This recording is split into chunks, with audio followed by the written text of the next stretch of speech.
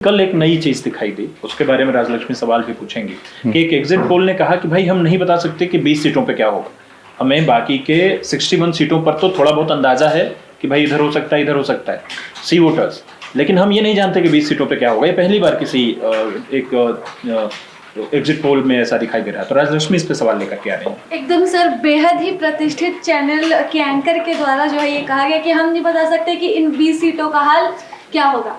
Exit poll कल आ जाता है और कल से लेकर आज तक मेरे जितने भी दोस्त फोन कर रहे हैं, एक ही सवाल है, एग्जिट पोल कितना एग्जिट है, एनडीए की इंडिया, मतलब कम से कम 7 से 8 फोन आ चुके हैं। मुझे आपसे सवाल का जवाब जानना चाहूँगी, आपको क्या लग रहा है, आपके हिसाब से एग्जिट पोल कितना एग्जिट है? क्योंकि दो अलग अलग डाटा आया है, हम एक मत नहीं हो सकते हैं, दो मत यहाँ पर डाटा दिख रहा है, तो क्या एग्जिट है, पहला डाटा कि दूसरा डाटा?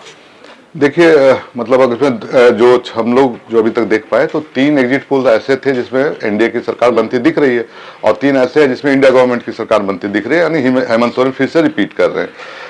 सवाल आपका वाजिब है कि भाई जब ये एग्जिट पोल ही इतने फ्रैक्चर्ड है तो मैंडेट किस तरह का होगा। तो आपका एक कहना सही है कि जो आप ओन नहीं कर रहे हो। अब इस बात तो मैंने देखा एग्जिट पोल में कि किसी चैनल ने ओन नहीं किया कि ये मेरा अनुमान है। पहले क्या होता था ना कि एग्जिट पोल किसी संस्था से कराया तो उसको वो चैनल्स ओन करते थे। हरियाणा के बाद और उससे पहले के बाद छत्तीसगढ़ और ये सब का जो चुनाव, हाँ, कहते कि मेरा हम लोग कराए हैं और ये हमारा, तो ओनरशिप इस बार किसी एग्जिट पोल का किसी चैनल ने लिया नहीं और स्केप का एक रास्ता रखा है।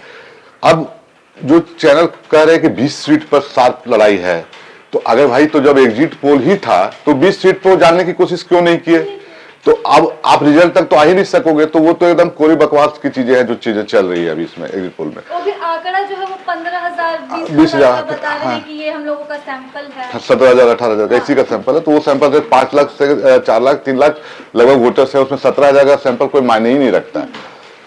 अब झारखंड में मुझे 20 सीट तो नहीं दिखता है, लेकिन 10 से 12 सीटें ऐसी हैं जो एकदम सही में शार्प लड़ाई में फंसी हुई हैं। तो कुछ जानना चाहेंगे, अगर आप बता सके अभी 2-4 सीट आपकी जुबान पर हो नाम तो। अब जैसे आप मान लीजिए आपके बगल की सीट है हटिया, हाँ, जो नवीन जायसवाल और अजय साधो, आप हर कॉर्नर से बात करो तो उसमें अलग अलग तरह की चीजें आएंगी। अभी एक साथी रांची में भी बोल रहे थे, रांची को लेकर के टफ फाइट है। तो भाजपा की जो ऐसी सीओ सीटें हैं उसमें अगर आप अनुमान और अटकलें लगा रहे हो आज के तारीख में, तो चुनाव परिणाम का आखिरी रिजल्ट आप सोच लीजिए क्या होगा।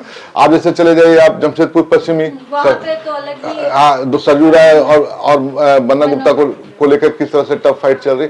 तो ऐसे कई सीटें हैं झारखंड के अंदर। अब जैसे जामा कहीं लोग बात कर रहे हैं, इवेंट, हाँ, जामताड़ा में भी इरफान वर्सेस जो इनका सीता सोरेन का की सीट है वो फंसी भी दिखती है।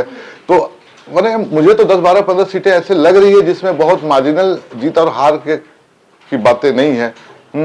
तो अब उन सीटों को चेक एंड बैलेंस करने वाला जो पार्टी होगा वो पार्टी सत्ता के करीब ही पहुंच पाएगा।